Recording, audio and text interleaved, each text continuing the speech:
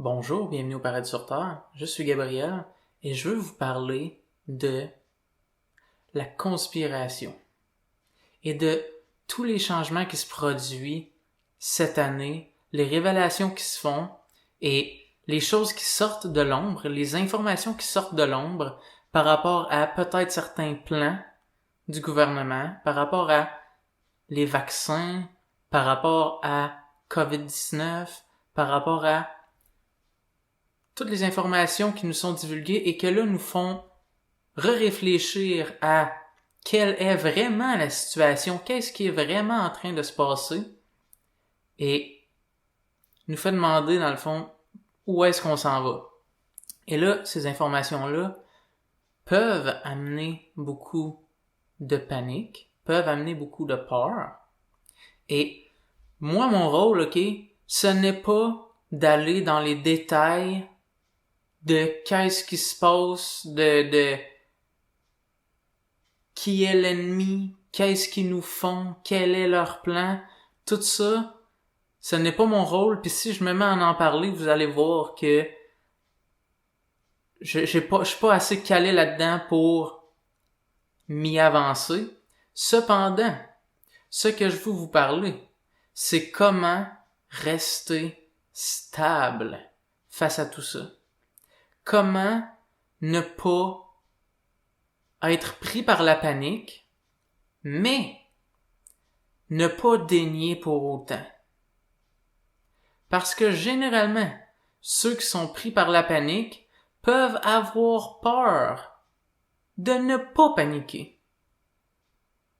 Parce que ils peuvent être sous l'impression que si je ne panique pas, ça doit être parce que je dénie.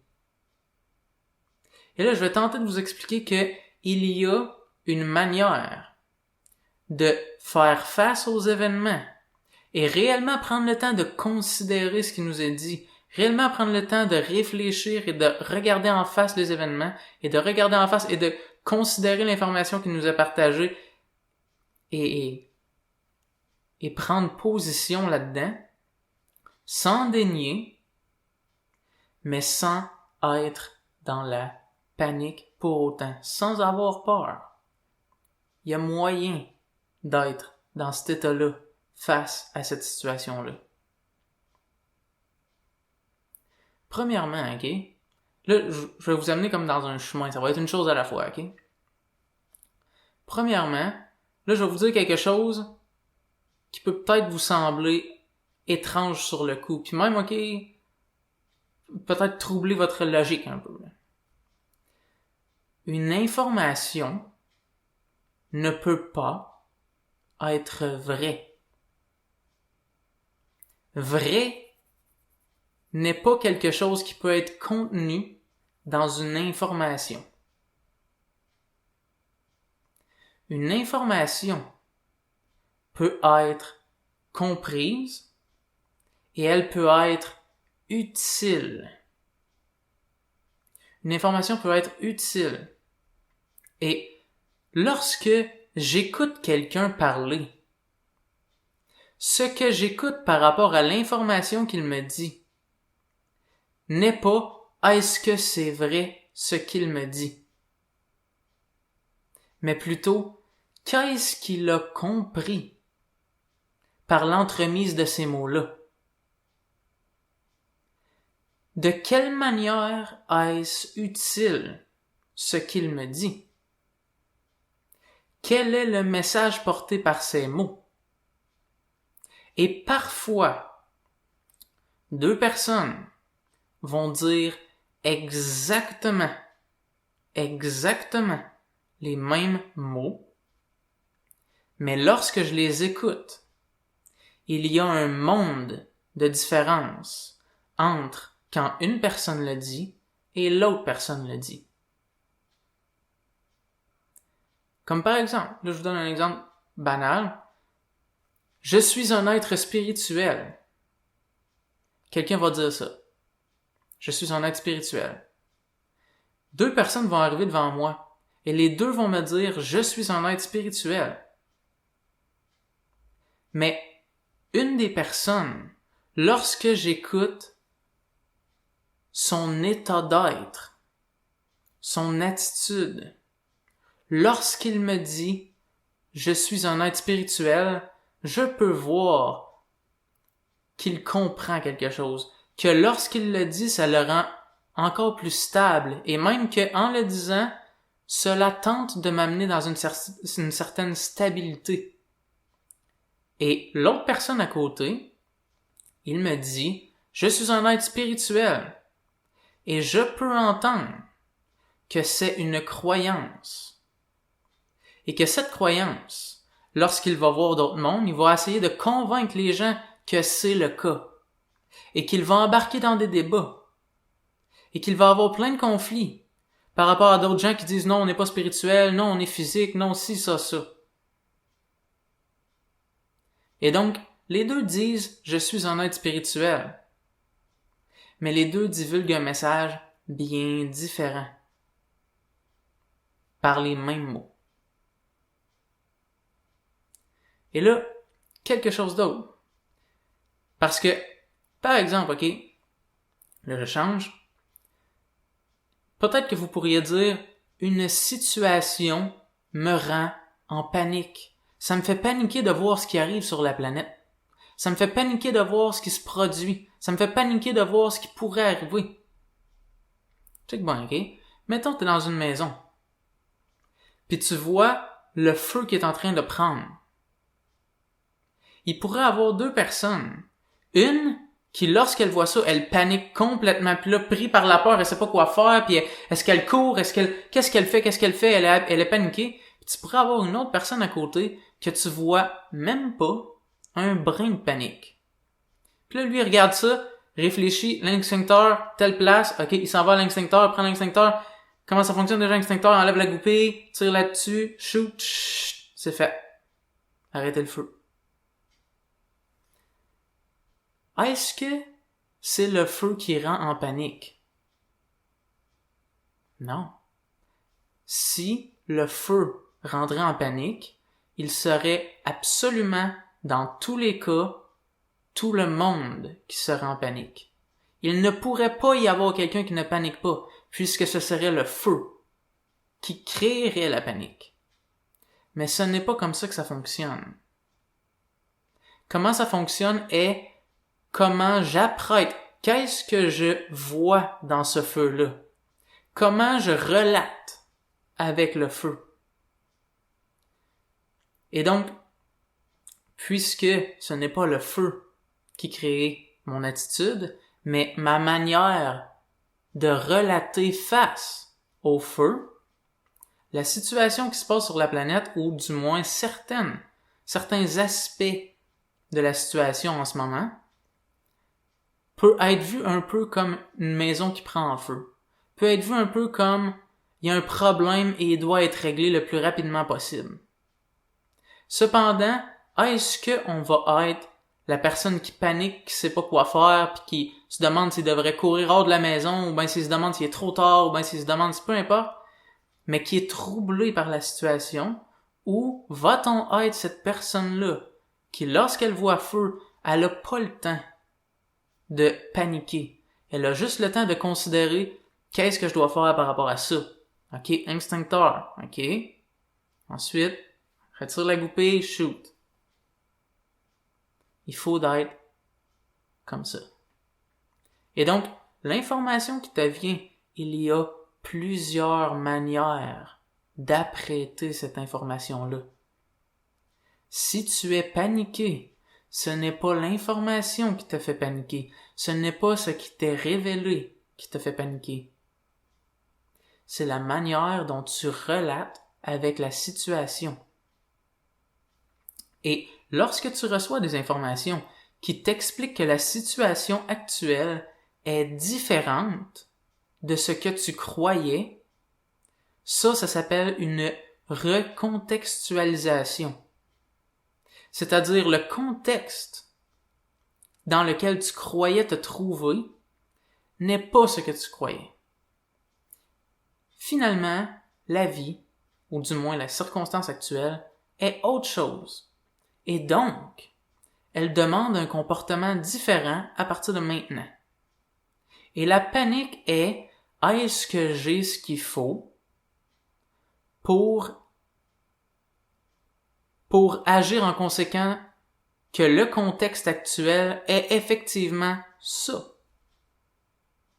Et donc, comment est-ce qu'on trouve notre stabilité? C'est en trouvant à l'intérieur de nous quelles sont les caractéristiques et les valeurs nécessaires à faire face à cette situation-là. Qu'est-ce que j'ai besoin pour me sentir stable au niveau des caractéristiques intérieures, au niveau des valeurs? Qu'est-ce que j'ai besoin pour sentir que je suis en possession de mes moyens pour faire face à cette situation-là? Est-ce que c'est plus de courage? Est-ce que c'est plus de détermination? Est-ce que c'est plus de patience? Est-ce que c'est plus d'organisation? Est-ce que c'est d'entreprendre quelque chose? Est-ce que c'est quoi? Et pour chaque personne, ça va être relativement unique. Parce que chaque personne a un background différent. Chaque personne a des caractéristiques déjà développées différentes. Chaque personne a des talents différents. Et donc, chaque personne va vivre la situation à sa manière unique. Mais ultimement, cette question-là qui est « Quelles caractéristiques puis-je cultiver maintenant pour me sentir plus stable et plus apte à faire face à la situation ?» Ça, c'est une question que tout le monde peut se poser, peu importe où tu en es et peu importe ce qui est déjà cultivé en toi. Et ultimement, là, ce qui est le fun d'un coup que tu comprends ça, c'est que, mettons là, que la situation serait pas si grave qu'elle te l'a été montrée. Mettons là que on a paniqué, on a exagéré, on a amplifié, puis on s'est fait des peurs. Mettons que pendant cette période-là, toi plutôt que de paniquer, ce que tu as fait, c'est que tu as cultivé les valeurs et caractéristiques nécessaires à y faire face. Si ça s'avère être différent, ça va t'avoir été bénéfique tout de même. Parce que maintenant, tu te sens plus balancé et tu te sens plus prêt à faire face à une situation telle que celle qui t'a été montrée, que t'ailles à y faire face maintenant, ou plus tard, ou dans d'autres circonstances, ou peu importe. Parce que ce que tu as fait, c'est que tu t'es adapté. Et ce que tu as fait plus particulièrement, tu t'es adapté à être prêt à faire face à une situation à plus haut risque. Et une situation à plus haut risque demande généralement un investissement plus élevé. Demande à se donner. Demande à s'investir et plus la situation est alertante, plus elle demande à ce qu'on s'investisse maintenant en totalité. Et par rapport à qu'est-ce que tu as à entreprendre, c'est unique pour chacun. Mais tu vas être plus certain de qu'est-ce que ton rôle face à la situation si tu commences par de quelle manière puis-je relater avec le problème de sorte que je me sente en possession de mes moyens et quelles sont les caractéristiques et valeurs nécessaires à cultiver maintenant pour me sentir en possession de mes moyens si ça, c'est la situation qu'on a à faire face. Et lorsque tu te sens en possession de tes moyens, là, la clarté de vision devient plus naturelle. Tu deviens naturellement avec une clarté de vision parce que tu te sens centré. Et là, ce que tu dois faire va devenir plus visible.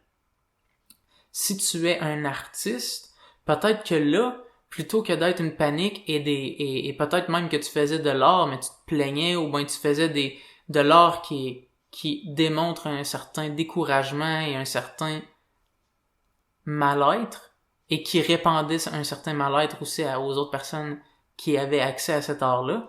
Maintenant, tu te sens en possession de tes moyens, et maintenant tu délivres un message au travers de ton art, ou tu délivres de l'art qui, lorsque les gens la regardent, sentent qu'ils peuvent retrouver leurs moyens avec ça, qui cultivent certaines valeurs intérieures par l'entremise des images que tu démontres.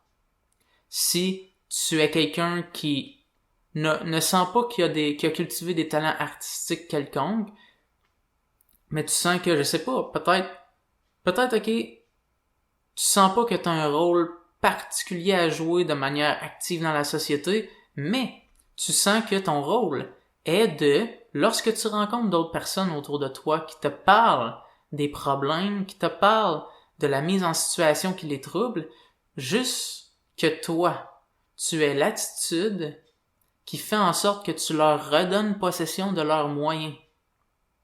Juste ça, là, ça peut avoir l'air très simple, mais si t'as à côté de toi quelqu'un qui va faire un énorme changement dans la société et qui va amener la solution, mais qui en ce moment a la créativité et la vision pour, mais pas la balance émotionnelle et la capacité d'y arriver, tu peux être celui qui va faire en sorte que ça va arriver et donc indirectement créer un changement qui est vraiment important.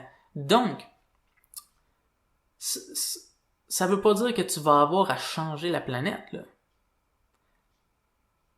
Tu vas avoir à t'adapter à la situation, peu importe le niveau de risque et le niveau de danger qui semble être partie de la situation, et adapter tes valeurs et caractéristiques intérieures pour être capable d'y faire face. Et donc, plus tu fais ça, plus ça devient agréable. Plus ça devient, même une situation difficile peut devenir agréable. Pense-y. Mettons t'as deux personnes qui font du surf, mais t'as quelqu'un qui est absolument instable sur une planche puis il a de la misère à juste tenir sur la planche. Penses-tu qu'il a envie qu'il y ait une grosse vague qui arrive? Surtout pas, là. Il sait qu'il va arriver quelque chose de vraiment pas correct, ça lui fait peur de savoir qu'il pourrait avoir une vague un peu plus grosse qu'une petite vague. Mais s'il y a quelqu'un qui se prépare, qui peaufine son talent à tenir la planche, qui peaufine son talent à être balancé sur la planche, qui peaufine toutes ces valeurs et caractéristiques qui font qu'il est stable, lui, tout d'un coup, là, les petites vagues là, sont plus le fun. Puis la grosse vague qui arrive, ça commence à être intéressant. Ça commence à être intéressant parce que là, il va se sentir mis au défi. Puis, il va voir ça comme une opportunité. Et la vague ne sera pas perçue comme un ennemi. Peut-être à un certain degré comme un danger, mais un danger qui doit être reconnu pour ce que c'est et d'être compris pour bien naviguer la vague, pour bien surfer la vague. Donc, ultimement, peu importe ce qui te trouble en ce moment, peu importe ce que tu trouves difficile à avaler, peu importe ce qui sème encore la panique à l'intérieur de toi, c'est correct. C'est correct. Sauf que prends le temps de le regarder et de te demander quelles sont les caractéristiques et valeurs que j'ai à peaufiner, que j'ai à approfondir pour me sentir plus stable face à la situation. Puis bien sûr, dépendamment des situations, là, quand la maison prend feu, là, des fois, là, ça peut éveiller des talents et caractéristiques que tu savais même pas que t'avais. Parce qu'il te force, il te pousse à faire ressortir ça de toi. Et donc là, t'as un courage que tu savais pas que t'avais. T'as une détermination que tu savais pas que t'avais. T'as un focus que tu savais pas que t'avais. Tu croyais que t'étais quelqu'un dans l'une dans la vie, puis là, tout d'un coup, et tu sais quoi faire, et tu sais où aller, et tu sais comment le faire. Puis t'es focus, puis tu restes focus, puis tu ramènes les autres au focus parce que tu veux que ça arrive bien. T'es un leader, puis tu savais même pas. Donc, mais des fois, c'est des situations à plus long terme, et donc ils n'ont pas ce push-là d'éveiller beaucoup de valeurs et caractéristiques à l'intérieur de toi, mais tu peux tout de même prendre le temps de les regarder en face, parce que quand tu les regardes en face, là, c'est comme si la vague est loin, mais ta voix quand même arriver. Et donc, si tu oses regarder la vague qui s'en vient, tu vas aussi commencer à peaufiner les talents et caractéristiques. Si tu fais comme si la vague s'en venait pas, là, tu peux dire, moi, c'est pas grave si je développe pas ce que j'ai à développer. Parce que, y en a pas de vague. Mais non, y en a pas de vague. Mais non, y en a pas de vague. Quand la vague va s'en venir, là, va falloir que tu fasses de ton mieux sur la planche. Va falloir que tu fasses de ton mieux sur la planche. Peut-être que tu vas même faire fuck off, moi j'embarque même pas sur la planche. Mais la plupart des gens sont assez intelligents pour embarquer sur la planche puis essayer de surfer. Au moins, se faire un peu de fun. Mais l'idée est que si tu regardes les problèmes, ce qui t'est perçu comme un problème en face, plus tu le regardes, plus tu arrives à le connaître et le comprendre et savoir qu'est-ce que tu as besoin de développer maintenant pour que quand elle va être assez proche, là, tu vas pouvoir la surfer. Alright. Donc, cette vidéo, j'espère, va vous servir d'outil pour, lorsque vous vous sentez peut-être un peu troublé, peut-être vous pouvez revenir à cette vidéo-là pour vous rappeler, ok, c'est bon, c'est correct, il y a une vague qui s'en vient, c'est difficile, mais je vais focusser sur cultiver les valeurs et les caractéristiques nécessaires pour être capable d'y faire face. Puis des fois, ok, là, j'en rajoute, des fois, la vague est là, ok? Puis des fois même, ok, on s'est déjà fait prendre par la vague, on a avalé de l'eau, puis là, ça va vraiment pas bien. Sauf que même là, ok, il pourrait ne pas être trop tard. Ça veut pas dire qu'on doit se laisser ensuite abandonner. Même après avoir reçu un coup, on fait comme, ok, là, je suis dans une piscine à vagues, là. Je suis dans l'océan, là. Il y en a d'autres qui s'en viennent, là. Ok, comment est-ce que je peux être stable sur cette planche-là, là? Je vais le faire. Puis là, tu le fais, puis là, tu te donnes ton maximum. Tu peux arriver à devenir un surfeur en plein milieu des vagues. Et en surfant, tu vas te remettre du fait que tu as avalé de l'eau, puis tu vas reprendre tes esprits un peu. Mais la vie, des fois, c'est brutal. La vie, des fois, c'est brusque. Mais c'est possible. Et donc, parce que là, je dis ça aussi en même temps, parce que s'il y en a qui voient qu'est-ce qui se passe, puis se disent, la vague est déjà passée, on a déjà avalé trop d'eau, il est trop tard. Non. Check, ok? Peut-être que ça va causer beaucoup de difficultés, mais ça veut pas dire que c'est fini, là. Peut-être que ça semble fini parce que ça le serait si on ne peaufinerait pas les valeurs et caractéristiques à partir de maintenant pour y arriver. Si à partir de maintenant, on ne fait rien, bien évidemment que ça va continuer à se passer comme si on ferait rien. Mais si à partir de maintenant, tu regardes les choses en face et tu cultives les valeurs nécessaires pour y faire face, ça coche. Puis, de toute manière, là, c'est la meilleure chose que tu puisses faire dans la vie, que de cultiver les valeurs et caractéristiques nécessaires à faire face aux difficultés. Parce que, même s'il y en a pas, dans la vie, c'est de s'abandonner ne fait pas une belle vie de toute manière. Même quand il n'y a pas de problème. Quand il n'y a pas de problème, il faut presque s'en inventer. Il faut se faire des défis. Il faut se pousser un peu.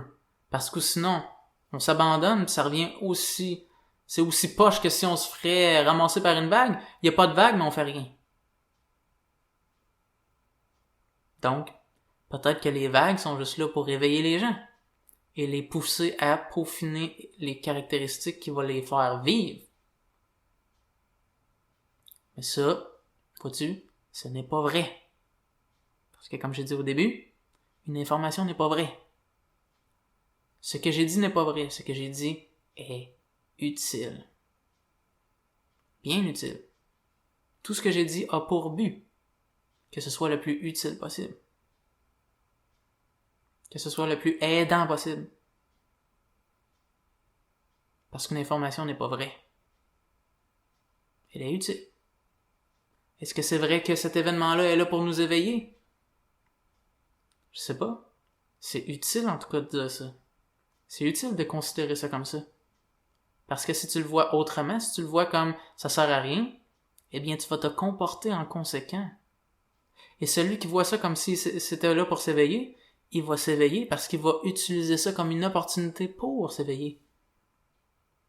Et donc, La question n'est pas est-ce que c'est vrai. La question est est-ce que c'est utile?